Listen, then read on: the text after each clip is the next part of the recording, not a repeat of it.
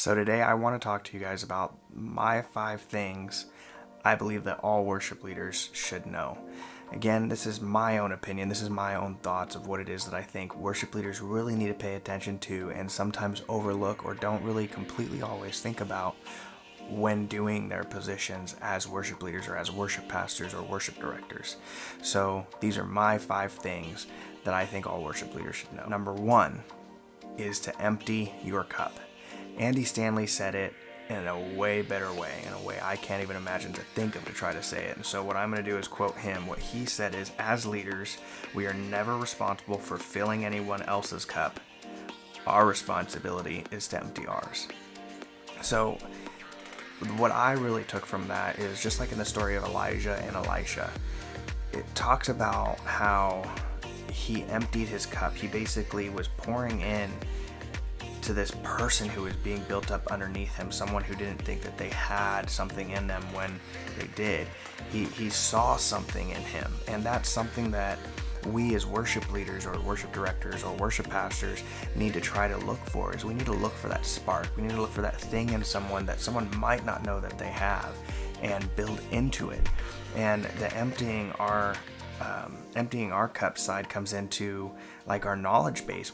There's a lot of times I've worked with worship pastors or worship directors who had so much knowledge, so much compassion, so much thought, so much stuff that they could teach and train someone on, and they never did. And that is something that you need to give. That's something that you need to empty out to somebody. You need to really, as a leader, as a teacher, you need to really pour out your knowledge and pour out your giftings, pour out what it is that you can share with someone and help them grow. Because just like the story with Elijah and Elisha in 2 Kings chapter 2, as you go up, they're going to follow with you. And it's really important because we have to pour into them. We have to build them. As a team, a lot of times a worship team member doesn't realize that they are worship leaders. If you are on a platform on Sunday, whether you're playing guitar or keys or vocals or playing drums, you are a leader. You are a worship leader. And if we get that mentality not only in ourselves as leaders, to remember these are all worship leaders. These are people who we should be training up. We should be helping. We should be helping grow and giving them that extra step, that extra stone. Then that will help us build our team, and it will also build a better investment that all the worship team members will have in the team as well. They'll really feel a little bit more connected. And it doesn't just stop on Sundays or stop on your practice nights. Go to lunch with them, go to dinner with them, go out and do something with them, go listen to a worship conference with them, go do something. Make there be more of a connection and more of a relationship than just, oh, this is this person who plays this instrument on my team. It's a relationship. It's a feeling. It's a connection that all teams need to have. So number 2, follow your pastor as he follows God. The reason I say follow your pastor as he follows God is because you can fall into a situation where, unfortunately, pastors don't follow what is seen as the voice of God, or don't follow what we see as a biblical standpoint, or they start doing stuff that's immoral or illegal or just different things like that. In those situations, I'm trying to weed those out. So those situations I'm not speaking to. What I'm speaking to is, if you have a pastor who is Spirit-led and led by God, led by the Holy Spirit, who's being guided in what steps he's taking and what he's doing, we need to follow them. We are a part of a team. We're not only just part of the team, but we are the leadership in this team. If we aren't fully engaged in what it is that our pastor is doing, and we aren't helping sell the vision or the mission or the ideals of the church or the ideas and the wants of the pastor, then we're not helping the church. What we're doing is we're going to start slowly to create a divide, and we have to keep that. We have to follow our shepherds. We have to trust them. We have to build their confidence. We have to pray for them. We have to help encourage them, because out of everybody in the church, pastors get hit harder than anybody else. A pastor is in the light of everything while they're still trying to be the pastor. and it can be difficult. It can be difficult to keep that separation. It can be difficult to keep that ideal, that mindset, that thought process as a pastor. And so we have to, as leaders in the church, as worship team members even, we have to encourage and be there for the pastor and truly follow them and support them. If you're in a church where you don't support the pastor, if you don't support the mission or the vision, then you're not at the right church. You need to find a church where you can truly trust, encourage, and follow your pastor. So that is number 2. So number 1 was empty your cup. Number 2 is follow your pastor as he follows God. Number 3 is connect on and off the platform. This is something I see way too often in different worship teams.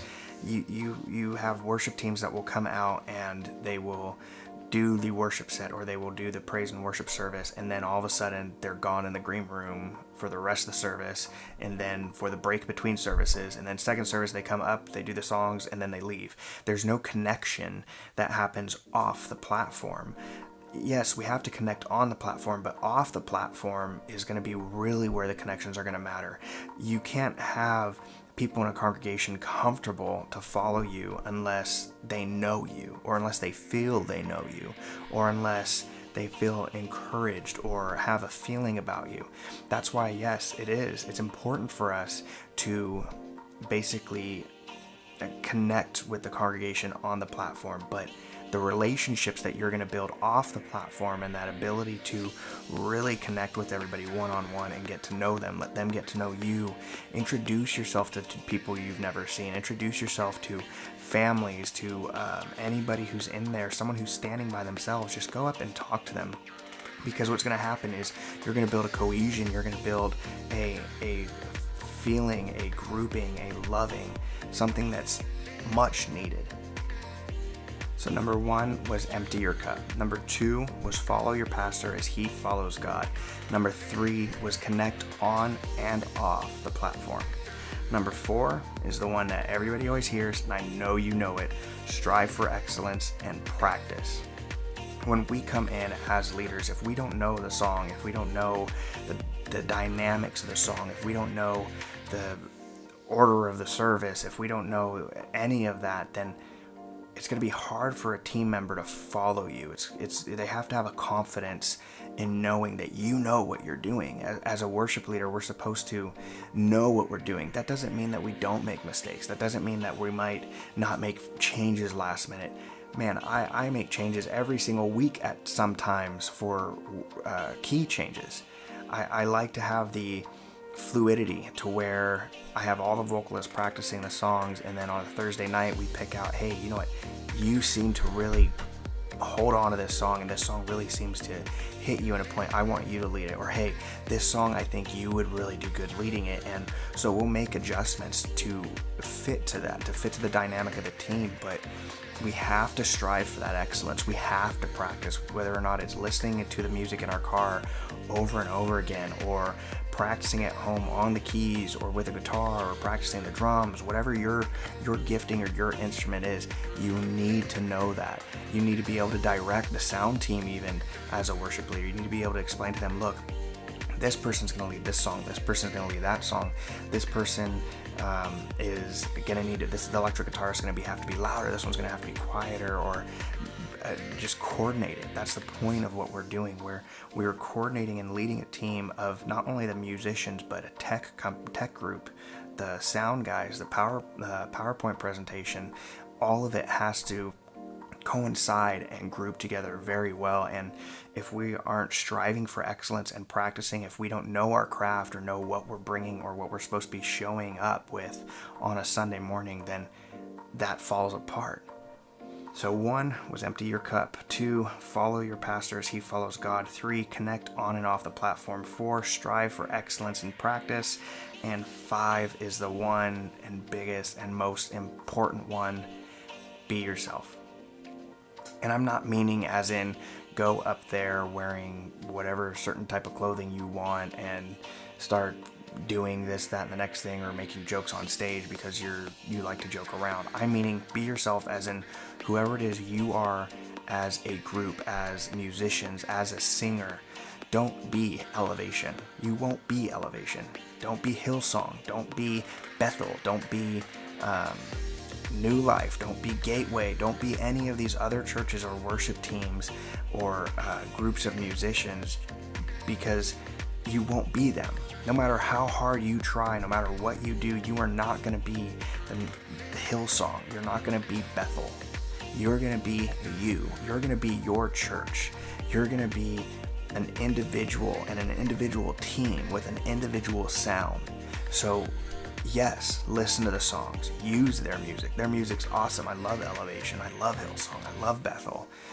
And so use that guideline. Use that what they have to bring, but make it your own. Change the verse around. Change the chorus around. Change some of the dynamics. We've gone before and we've completely taken a song and turned it into a complete different feel. Or we would take a song and instead of going through the verses, we cut the verses out and only did the choruses and the bridges. So be yourselves with it. You don't have to sound like the CD. You don't have to sound like a YouTube link or like a record or whatever it is you're listening to. You don't have to. Be yourself. Be your own team, and encourage your team to do that. If you have an electric guitarist who can shred and do some really cool rock and metal stuff, find somewhere where they can just be themselves and just shred and have some fun on electric guitar. Or if you have a keyboardist who's a concert pianist, find a portion in between a break or a prayer where he can just, or she can just play piano like they would, like a concert pianist. I wish I had that gift. If you got, and vice versa. Same thing for your drummer, same thing for your guitarist, your vocalist. If you have a vocalist who's got a very unique tone and voice, don't just do songs that people are used to hearing with that unique tone and voice. Let that person create something. Let them fit in. Let them feel comfortable. Let them see that you guys are your own team and your own group. And that is what's going to attract people, not only in your church and in your congregation to worship, but also to other musicians, to your team, is the ability for them to be individuals and be themselves instead of worrying about being everybody else. So those are my 5 things. So just a quick recap. Number 1 was empty your cup. Leaders, do it. Just pour out into the people on your team. Number 2 is follow your pastor as he follows God. Pray for your pastor, encourage your pastor. No matter what, just build and lift up your pastors. Be there for them to push the church and the vision and what's going on in your building. Or if you're not in a building, and wherever you're at. Number 3, connect on and off the platform. Not just with your team, connect with your church, connect with your congregation, connect and build those relationships so they feel confident and comfortable in following you as you lead them into that deeper place in worship. Number 4, strive for excellence. Practice. Don't be lazy. Just practice. It's not that hard. Just carve out half an hour or an hour a day or something. I do it in my car commuting. I listen to all the worship music and I go over everything and keys and stuff. Just practice. And number 5, most important, be yourself. No matter what, God created you to be you, not you to be Elevation, not you to be Hillsong. God created you to be you. And that's all I've got for you today. So those are my 5 things that I think all worship leaders should know. I hope that I was able to encourage and bless you, or encourage and bless a person of your team, just like I know you guys are doing at your churches currently. So thank you guys so much. If you haven't already, make sure you guys like and subscribe. I'm going to be doing more videos like this about 2 or 3 times a week. So if you'd like to hear some more encouraging stuff or more leadership and worship stuff, it's all coming. And it's coming soon, okay? So I'll see you guys all really soon, and God bless. Let's hit that stage.